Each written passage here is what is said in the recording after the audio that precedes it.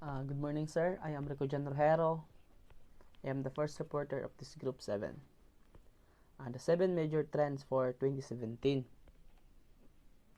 So this is IoT and smart home technology. Number 2, augmented reality glasses and virtual reality. Number 3, machine learning. Number 4, automation. Excuse me. Number 5, big data. Number 6, physical integration. Number 7, everything on demand. So first, we discuss IoT and smart home technology. So unsa kaning IoT and smart home technology? So mingon tag IoT and smart home technology, this is a device or technology that help our safety. So for example, ani sir kay motion detection or heat detection. So ginagamit niya na sa kampanya or mga business para ma-secure ilang security. Og dili lang pud sa company niya ginagamit po niya sa balay. So pag manay ma-detect nga motion or heat detection, it will trigger the alarm. Number 2 is augmented reality and virtual reality. So this glasses is type like you can play a video game and you can watch movie. So you can play video game without glasses but with a different experience. So pag ginasuot nimo na siya kay mura kag naasag imong ginadula. So pag nagatan kung ginagamit man imo na pagtan-og movie kay mura po kag naa sa movie gyud sa sulod ana. So that's augmented reality glasses. And number 3, machine learning. This is a branch of artificial intelligence. It focuses focuses reading the data and algorithms. So when we say machine learning, kay mo rin siya kanang nagafocus na siya sa nag-read sa data o sa mga algorithms. So murag ginapasa or ginabasa niya para dali na ang process. Number 4, automation. So this is a technology that help people and it reduces the human assistance. So when we say automation, no, it reduces the human assistance. So for example, ani kay kanang chemical processes of machine transfer. So makita man nato sa mga dagko nga company nga naa lang sila gina-click good or na sila gina-click pero nagadagan na siya, dili na siya kailangan og tabang sa tao pero dili lang gapon na siya og assist pero dili full attention nimo nga ihatag nimo dito sa iya. Kay automatic naman siya nagadagan. So ginagadagan po na siya, makita nato sa mga dagko nga kampanya gud og sa mga bisag gamay lang gud nga company, dili lang kayo kuan nagya po na ang automation. Number 6, big data. It larger complex of data, larger. For example, vast, daghan siya ginakuan nga data, gina-read nga data. So for example, ana nga data kay email, Facebook, mga apps nimo sa cellphone, mobile apps, bisan pag sa mga medical records. O, sa tanan naman yung app kay ginakuan na niya, iyan ang gina-analyze. So that's big data. Number 6, physical digital integration. This is a electronic device can read or manipulated by another device. So can read or manipulate to other device. So kanang pwede nimo siya ang imong cellphone, pwede nimo siya ikuha nimo sa imong kuna kay smartwatch para ginagamit ni siya no sa mga kanang sa pag-run. So for example lang one of example ana ginamit na siya sa mga running kanang ginabilang imong step, imong heartbeat. That's physical integration. Example ana niya kay cellphone, calendar or IoT smart. So watch counter ba tawag ana kanang ginagamit niya kay nagabilang sa imong step, sa imong heartbeat kung unsa ka paspas. And number 7, everything on demand. So kung mayon mangutag everything on demand, so everything on demand kanang dali lang gyud siya ma-access, accessible siya sa tao. If naa kay mga urgent assignment or meeting, it can easily access to sa information technology, dali lang siya ma-access po siya, no? So ang impact sa kuan sa IT on the society kani siya mo na siya mga trends sa 2017. So for me, the impact of society, first, communication, second, education, and three, entertainment. So may tag communication, no? Kita mga nga tao nga hilig, we love to talk, chika with friends, families, or loved ones. Pero usahay layo sila because of information technology, maka-communicate ta bisag layo kay sila through email. We can send an email messages, or pwede pa nato sila makita through video. So inaana ka high tech na, no? Bisag layo kay sila, makakontak pa na sila. So second one, education. So unsa impact sa IT sa education? So for me as a student, daw kay siya impact, no? Kay for example ana ko'y gusto i-search. So pag mag-search ko kay dili lang isa ang mulabas, daghan kay siya information nga pwede pa nako makuha nako, og dali lang pug kay ko kung nako assignment, I can easily can answer, or I have knowledge in that assignment, so that can I answer. In number 3, entertainment. So entertainment, so there are many entertainment platforms or contents. So for example, Netflix. So for example, Netflix, it helps to sa una kay we affect virus, or we called pandemic. So because of entertainment,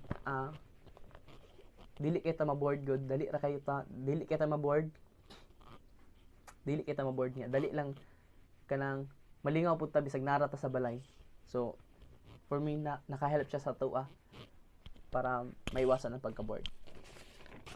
So balik sa kuan sa the impact of IT on society. So majority sa organization or companies kay mo na ning ginagamit nila, no, kaning IoT and smart home technology.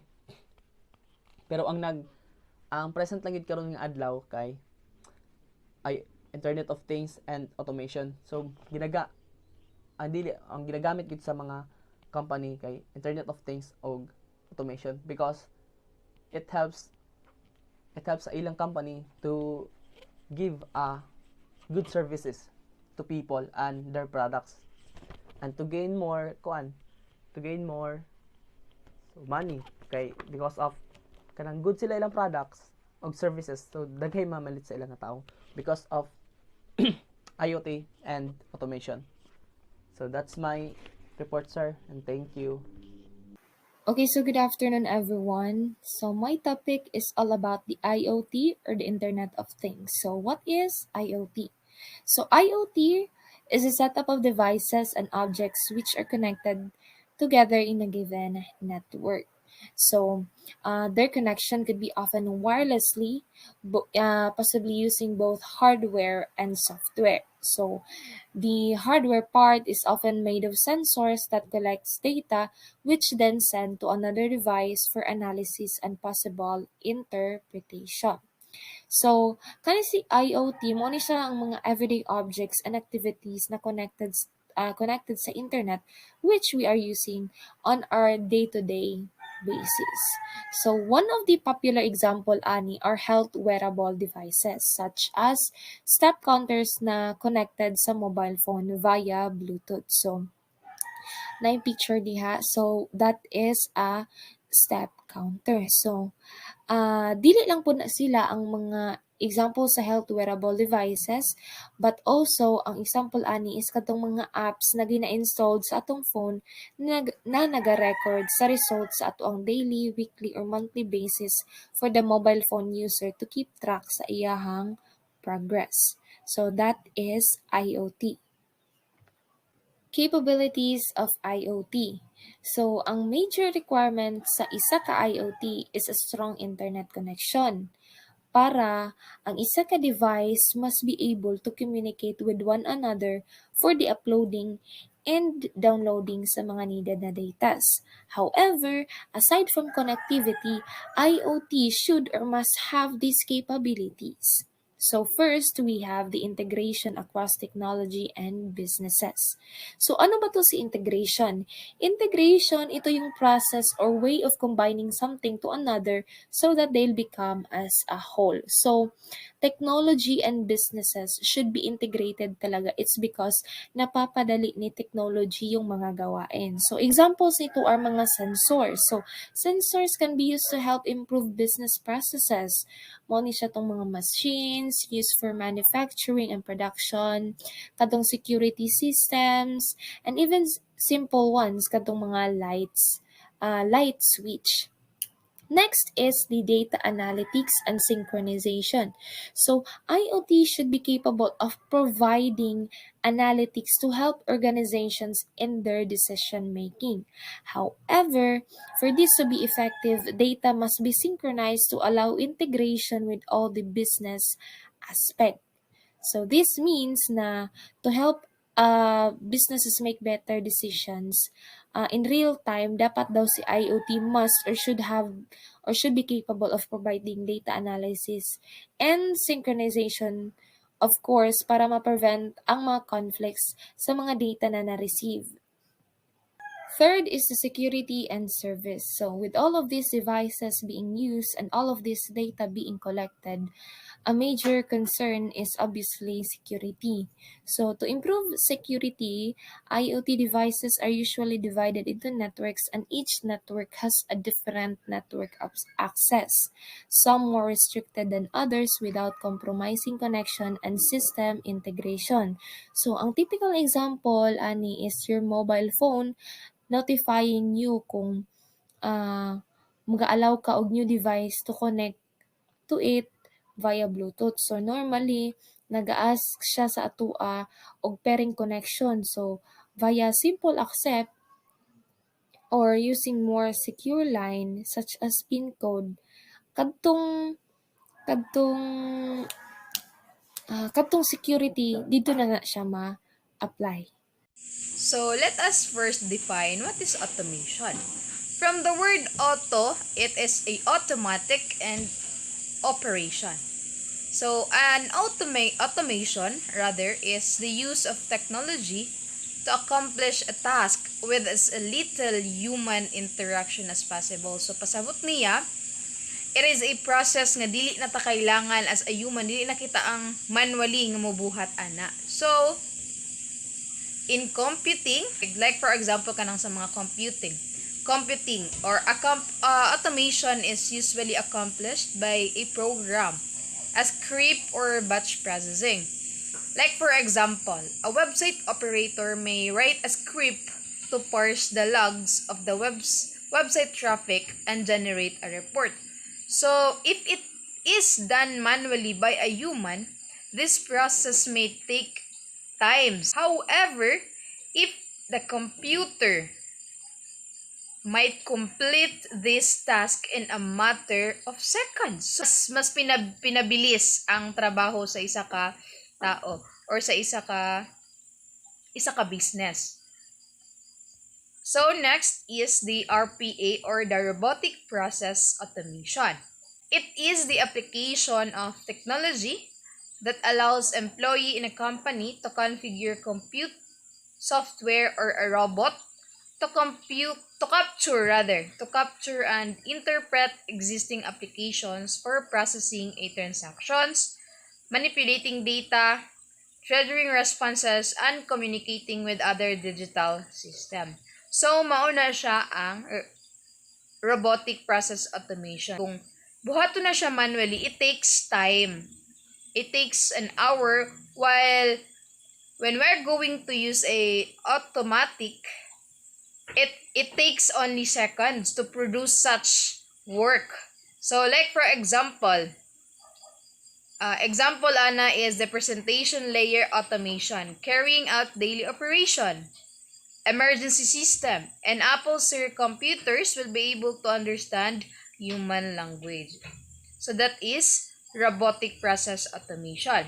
So there are types, or shall I say eight types of sensor, which is the first is temperature sensor. Temperature sensor is measuring temperature as well as detecting rise or fall. Example ani is kaning kuan kanang ginagamit sa ato pag kuan og pila atong nabatay kalintura or anana. Mo na siya ang isa example na siya sa sensor kay mo detect man siya kung gikalintura ba ka o wala. And the next is the infrared sensor. This sensor is often used for security purposes, detects infrared lights. And the third one is the ultrasonic sensor. It detects sound waves such as how radars and sonars pick up sounds. And the touch sensor. Through touch, the sensor activates itself and becomes capable of doing its function. The example of touch sensor, the biometric for teachers. And the 5 is the proximity sensor. It is typically used in the light fixtures of houses and buildings. And the pressure sensor, number 6, it helps determine the weight or impact of a certain object. Pressure, from the word itself, the pressure sensor, siya ang nag-detect or nag-determine how was the impact or the weight of a certain object. And the 7, the level sensor. It detects the level of liquids and fluids, grainy or granular materials such as powder and etc. And the 8th type of sensor is the smoke gas sensor. So those are the 8 types of sensor. Good day everyone, my name is MICO ONGCOY. I'm a reporter from Group 7. Now I'm report influence of IT on culture and social behavior. Now, what is the influence? The influence the value of society by changes expectation and realities. Overemphasizing technologies has created lack of trust among people.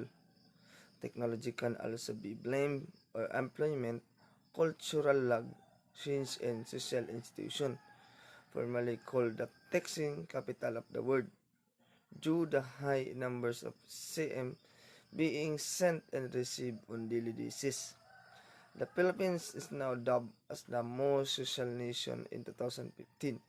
Study conducted by Opera Mini and Opera Mini top 50 user countries worldwide. The Philippines ranked first with an 86% page view.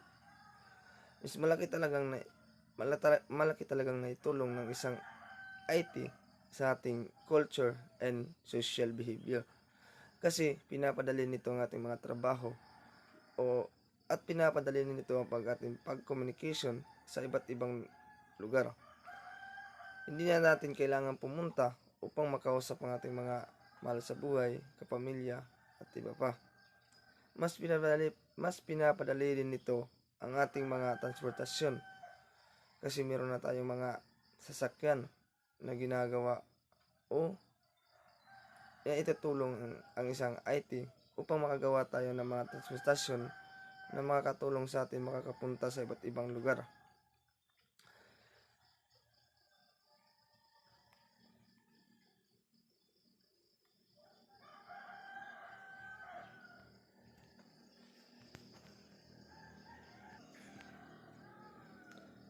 People get to spend more time online. Alam naman natin na kadalasan tao ngayon is mas tinutuon pa yung pansin doon sa cellphone or mga technology na kadalasan ginagamit natin. The smartphone adoption rate has grown from 41% to 55% in a span of 1 year, with Android as the most popular US or operating system. 2017 call each other using mobile phone, invention, cars, and other transportation, etc. according to Gelki 2015, identified in his article the many hundreds of small ways that technologies alters individual and collective behavior on daily basis.